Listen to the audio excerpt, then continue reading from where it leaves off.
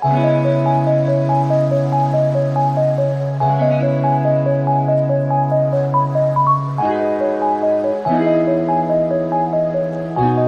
ao podcast do primeiro ano do ensino médio do Colégio Tecnológico Delfim Moreira. Eu sou a Thaís. Eu sou a Anne. E eu sou a Kai. O tema de hoje é consumo e alimentações. Estamos aqui com a nutricionista Camila Maria Pereira. Oi, pessoal, tudo bem?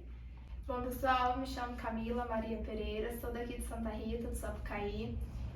Sou nutricionista formada pela Faculdade UNA de Pouso Alegre e me formei em janeiro de 2022.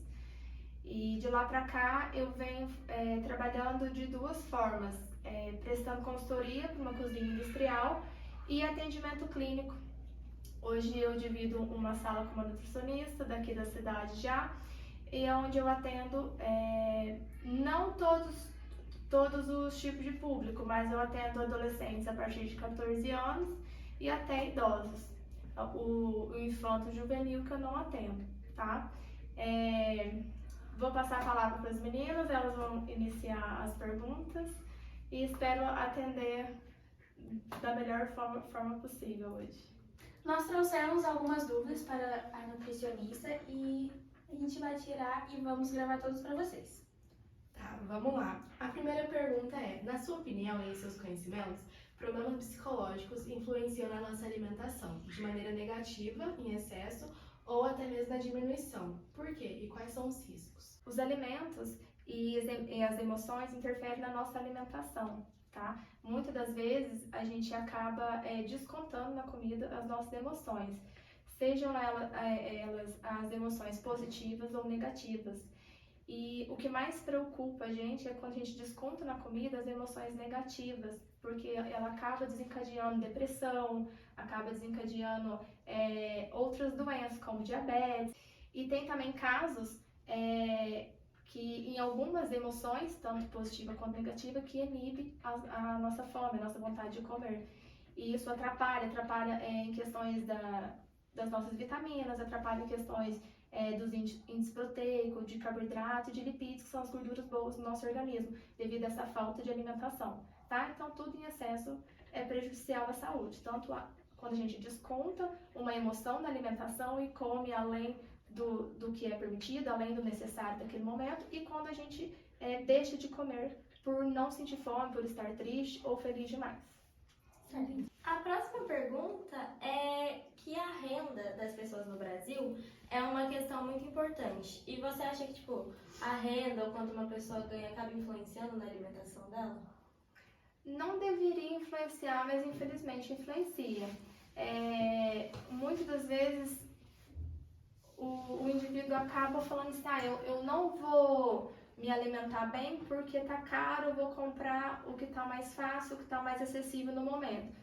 E acaba partindo para alimentos ultraprocessados, que não são nada nutritivos para o nosso organismo, tá? Infelizmente isso acontece muito aqui no Brasil e fora também, isso não é uma realidade só nossa. Então, quanto mais poder de compra uma pessoa tem, mais bem, não é que seja bem alimentado, mas uma classificação da alimentação mais saudável, ele vai ter de mais fácil acesso. Não é que o de baixa renda não vai ter um acesso à alimentação saudável, ele terá sim, só que muitas das vezes a família prefere dar uma alimentação de igual para todos, que é um valor mais acessível e não é alimentos tão bons para a saúde, do que ingerir alimentos que fazem bem para a saúde e não conseguir atender todos da família. Então é nesse quesito que a gente tem esse problema hoje. Infelizmente, no meu ponto de vista, sim. Outra pergunta é que se você acha que o desperdício na nossa sociedade atual é alta, baixa ou moderada? É alta. Eu até andei lendo sobre isso. O Brasil, ele tá no ranking, no ranking de países que desperdiçam, né, os alimentos e o consumo, ele está classificado em 10º lugar. Então, assim, é muito, tá? E segundo o IBGE, 30% dos alimentos produzidos no nosso país acabam sendo jogados fora. que equivale a cerca de 46 milhões de toneladas desses alimentos que poderiam ser consumidos. É muita coisa. É muita coisa. Se você for parar para pensar, é comida para muitas famílias. E hoje em dia, a gente vê muitos casos de famílias que passam fome, de desnutrição e tudo mais, infelizmente. E, tipo, quando uma criança é obrigada a comer alguma coisa, como quando a gente é criança, por exemplo, uma salada, os nossos pais falam, ah, não, vai comer. Quando ela cresce, a gente leu que muitas vezes eles costumam evitar esses alimentos. É verdade? Tem os dois lados. Tem o lado que realmente a criança fica traumatizada com aquele alimento, e tem a criança que aprende, pega o gosto, né? Consegue sentir prazer naquele alimento depois de um determinado esforço ali da mãe e do pai. Por que isso às vezes acontece? Às vezes a criança, a maneira que foi posto, né, isso para a criança, de uma forma fez um sofrimento ali. Então ela vai carregar isso lá para a fase adulta e realmente não vai querer. Mas se os pais se preocupam em introduzir esses alimentos, mesmo que a criança não goste, de uma maneira mais lúdica, a criança ela vai pegando gosto pelo alimento, ela vai aprendendo o sabor daquele alimento saudável e ela consegue levar isso para a vida adulta, consegue se alimentar de forma ok. Mas a preocupação principal é essa introdução, é a maneira que está sendo introduzido esse alimento na infância para as crianças, para não acarretar esse bloqueio àquele tipo de alimento, aquela aversão ao alimento. Então, é muito da maneira que a gente introduz o alimento à criança que ela vai pegar o gosto. Sim, por exemplo, às vezes você vai começar a introduzir o mamão para a criança. Colocou a papinha lá de mamão, raspou e deu para a criança não gostou.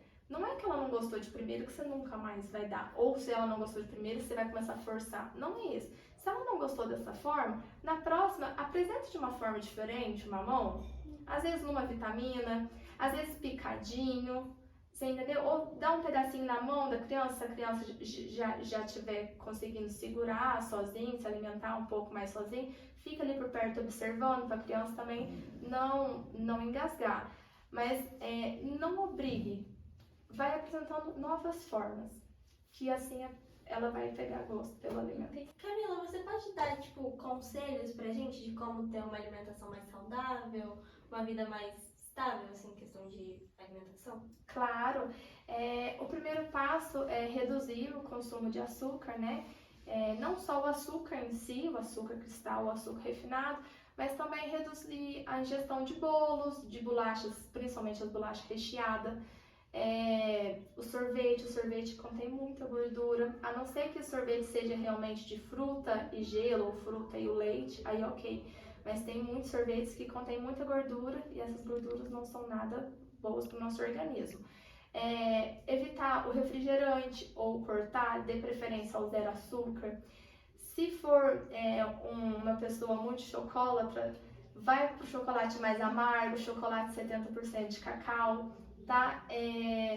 No café da manhã, evita aquele pãozinho com manteiga, aquele pãozinho com maionese. Procura introduzir uma fonte de proteína junto com esse carboidrato, porque não é o pãozinho francês de manhã que vai fazer mal, não é esse pãozinho francês que vai te engordar ou não.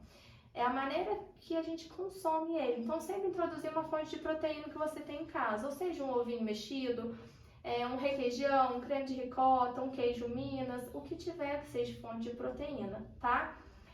Sempre um cafezinho, o leite, se for tomar leite, sempre desnatado, por causa do teor de gordura que contém nos outros leites, isso tudo também ajuda a gente, tá? No almoço, sempre variar, questão de verduras, de legume, feijão, tentar consumir pelo menos 4 vezes na semana, certo? Frutas, sempre ter uma variedade de frutas também no dia a dia, tá? Tentar consumir no mínimo 3 frutas por dia, tá? O que eu aconselho? Uma junto no café da manhã ou no lanche ali no meio da manhã, caso sentir fome, pode acrescentar uma fonte de fibras junto. Quais fibras seriam? Uma semente de chia, uma semente de gergelim, ou aveia, farelo de aveia ou aveia em flocos, tá? Junto com a fruta para te dar mais saciedade. Pós do almoço é muito importante a gente consumir fonte de vitamina C, mas não aquela vitamina C que a gente compra na farmácia efervescente, porque essa daí não vai adiantar, tá? Quais frutas? A laranja, agora é época de pocã, tangerina pocã, abacaxi, melancia, sempre introduzir uma fruta assim logo depois do almoço, que ela vai ajudar vocês na absorção de cálcio ali dos alimentos, tá? De cálcio, de ferro. E uma fruta no período da tarde. Então, sempre consumir também uma fruta ali no período da tarde, pode ser com iogurte, pode ser com alguma fonte de fibra de novo. E o pão, quando puder trocar o pão francês pelo pão integral, é maravilhoso, certo? E evitar excesso de os fast foods, né? Que é os lanches, pizza, milkshake, deixar isso mais para refeição livre ali no final de semana. Durante a semana, tentar fazer uma alimentação mais saudável, mais regrado. Atividade física é muito importante. Se não faz, começa a fazer. Não precisa já de cara se matricular numa academia cara, não é isso. Mas começa devagar, comece a se exercitar. Porque uma coisa leva a outra. Uma boa alimentação leva a atividade física leva a uma boa alimentação. Muito obrigada pelo seu tempo e pelas perguntas. Imagina, gente, espero ter atendido, né, à altura, o que vocês Com certeza. estavam esperando. E estou à disposição para mais dúvidas, caso também o pessoal, né, tiver dúvidas, se vocês quiserem anotar e me mandar, eu respondo, vocês passam para eles, tudo bem? E sempre que precisarem, pode me chamar. Camila, onde que você atende? Onde é o endereço do seu consultório? Hoje eu atendo ali na Praça Santa Rita, no prédio, no edifício Tiago, é número 28 prédio, aquele prédio espelhado da antiga Hering. Quem não conheceu a antiga Hering é do lado da Alameda das Flores, naquele prédio, na sala 22, lá no segundo andar. Certinho. Muito Certo. obrigada. A gente vai deixar o seu contato também no seu Instagram, pra caso alguém quiser te mandar uma mensagem. Muito obrigada, gente. Obrigada. E esse foi o nosso podcast.